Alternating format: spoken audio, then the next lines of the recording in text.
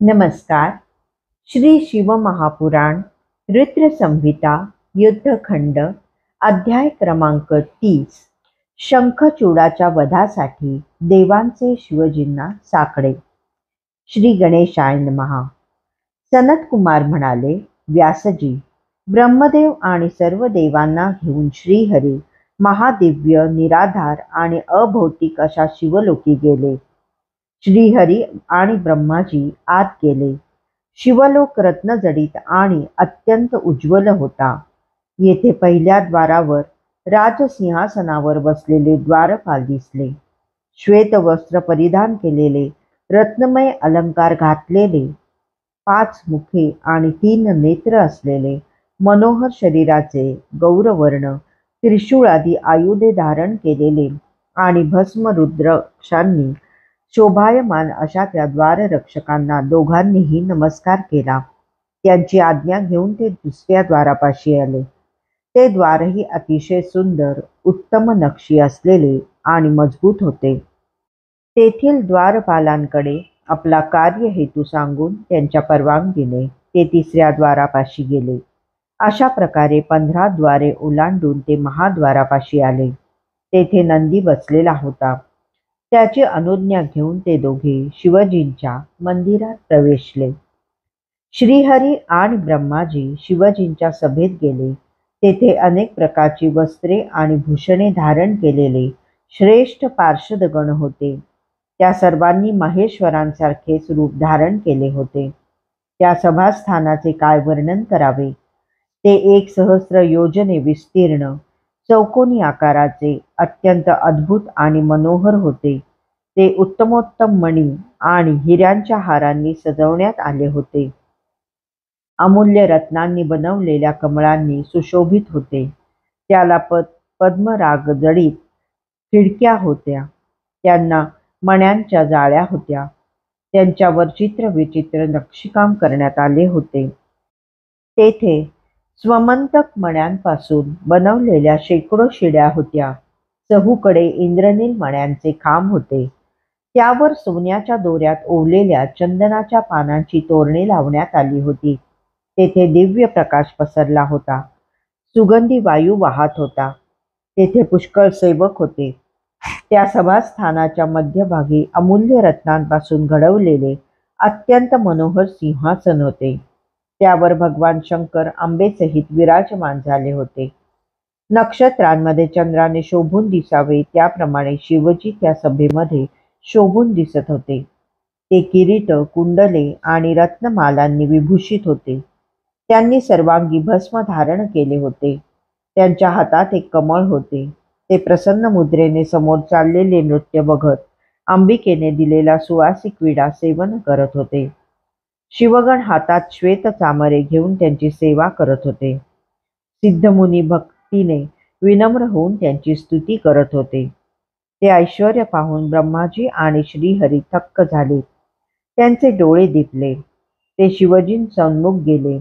त्यांना हात जोडले आणि म्हणाले, हे महाप्रभू, तुम्ही ऐश्वर्य संपन्न, गुणातीत परम ईश्वर, त्रिदेवांना उत्पन्न करणारे, निर्विकल्प, निराकार, स्वयंभू, स्वेच्छेने साकार होणारे आणि सर्वांचे कल्याण करणारे आहात. तुम्हाला नमस्कार असो. महादेव, तुम्ही मायारहित आदिमायेचे नियंता, परेच्या पलीकडचे, प्रकृती पुरुषाच्या पलीकडचे, त्रिगुणांच्या पलीकडचे असूनही कार्यानुसार गुणांचे ऐश्वर्य धारण करणारे, नित्य सर्वांचे स्वामी, परिपूर्ण, व्यग्रता रहित आणि परब्रह्म आहात. तुम्हाला नमस्कार असो. उमानाथ, आम्ही तुम्हाला शरण आहोत. आम्हा पीडितांचे दुःख निवारण करा. आमचे रक्षण करा. तुम्ही अनाथांचे नाथ आहात. आमचा कैवार घ्या. येथे जो गोलोक आहे त्याचे अधिपती भगवान श्रीकृष्ण आहेत. सुदामा हा त्यांचा श्रेष्ठ पार्षद होता. प्रारब्धवश तो मोहग्रस्त झाला. तेव्हा राधेने त्याला शाप दिला. त्यामुळे तो शंखचूड नामक दानव झाला. त्याने देवांशी युद्ध करून त्यांचा पराजय केला. त्याचे अधिकार हिरावून घेऊन त्यांना स्वर्गातून घालवून दिले. ते सामान्य मानवाप्रमाणे पृथ्वीवर हिंडत आहेत, हतबल झाले आहेत. तुमच्याशिवाय अन्य कोणीही त्याचा वध करू शकत नाही. आमच्यावर कृपा करा.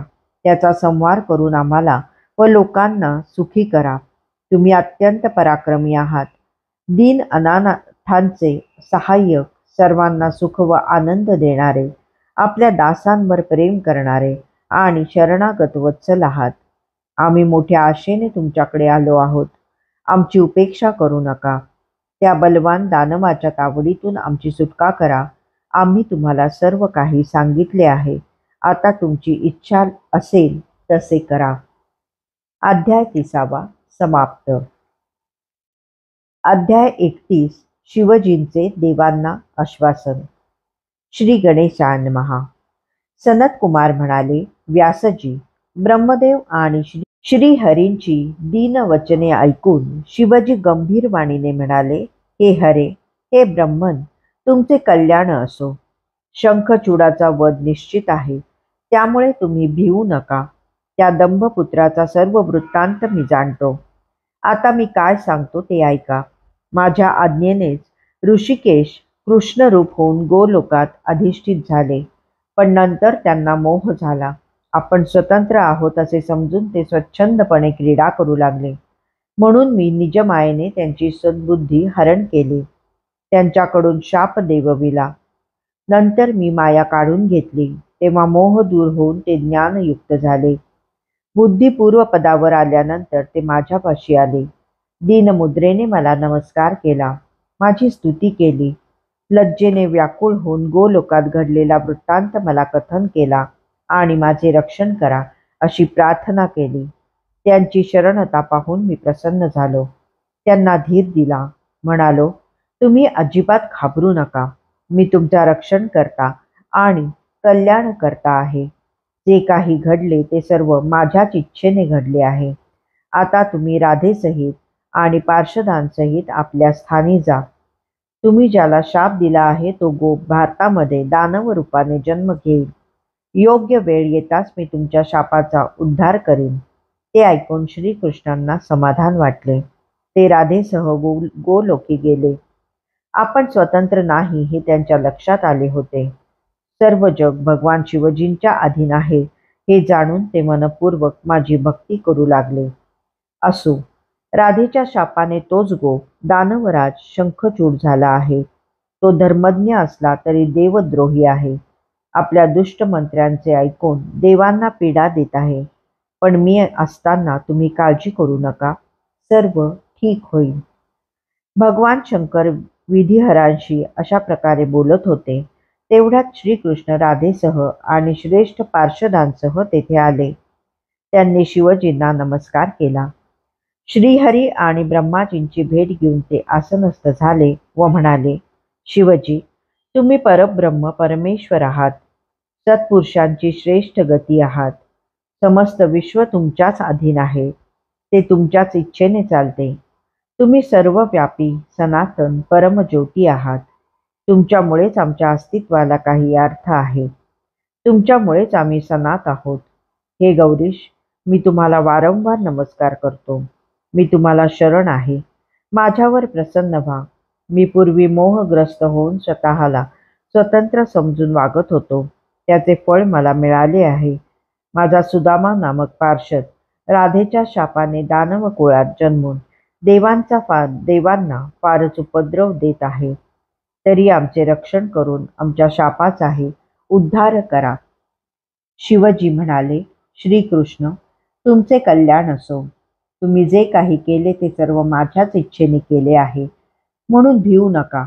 तुम्ही आपल्या स्थानी जा. मी परात्पर आहे हे लक्षात ठेवून वागा. आपला अधिकार सावधपणे चालवा. राधा आणि पार्षदांच्या सहाय्याने आपले कार्य व्यवस्थित करा. वाराह कल्पात तुम्ही राधेसह शाप भोगण्याकरता जाल. त्यानंतरच आपल्या स्थानी याल. तुम्ही शंखचूड दानवाचे गाऱ्हाणे घेऊन येथे आले आहात. श्रीहरी आणि ब्रह्माजीही त्याच्याच अत्याचारांचा पाढा वाचत आहेत. त्या दानवराजाने देवांना संत्रस्त केले आहे. त्यांचे अधिकार काढून घेऊन त्यांची दुर्दशा केली आहे. मी त्यांचे दुःख नाहीसे करणार आहे. मग ते श्रीहरी आणि ब्रह्माजींना उद्देशून म्हणाले, तुम्ही देवांकडे जाऊन येथील सर्व वृत्तांत सांगा, त्यामुळे त्यांना आनंद होईल, ते निर्भय होतील. कैलासवासी भगवान रुद्र हे पूर्णांशाने माझेच रूप आहे. देवांचे कार्य करण्यासाठीच मी हे रूप धारण केले आहे. ते आणि मी एकरूपच आहोत. आमच्यात काहीही भेद नाही. तेव्हा देवांसह सर्व मुनी त्यांचीच सेवा करतात. शिवजींचे बोलणे ऐकून त्या सर्वांना खरोखरच समाधान वाटले. भगवान श्रीकृष्ण राधेसह गोलोकी गेले. ब्रह्माजी आणि श्रीहरींनी शिवजींना नमस्कार करून त्यांचा निरोप घेतला. शिवलोकातील सभेबाहेर येऊन तेथे उपस्थित असलेल्या देवांना सर्व वृत्तांत सांगितला. मग ते आपापल्या लोकी गेले. त्यांनी इतर देवांना आणि ऋषीजनांनाही ते वर्तमान सांगितले. त्यामुळे सर्वांना अत्यानंद झाला. काही दिवसांनी देवांना घेऊन ब्रह्माजी आणि श्रीहरी कैलास पर्वतावर गेले. त्यांनी पार्वती वल्लभ महेश्वरांना पाहिले, त्यांना नमस्कार केला आणि सद्गतीत होऊन म्हणाले, गिरिजानाथा, आम्ही तुम्हाला शरण आलो आहोत. आमचे रक्षण करा. शंखचूड आमचा शत्रू आहे. त्याने मोठे युद्ध करून आमचा पराभव केला. आमचे अधिकार बळकावून आम्हाला देशोधडीला लावले. आमच्यासाठी देवलोक दुर्लभ झाला आहे.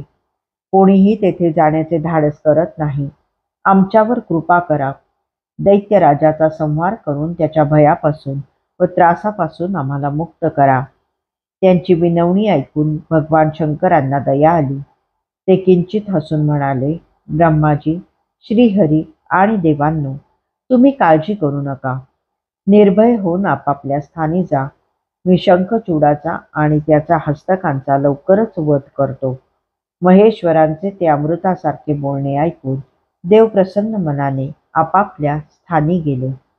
अध्याय 31 समाप्त.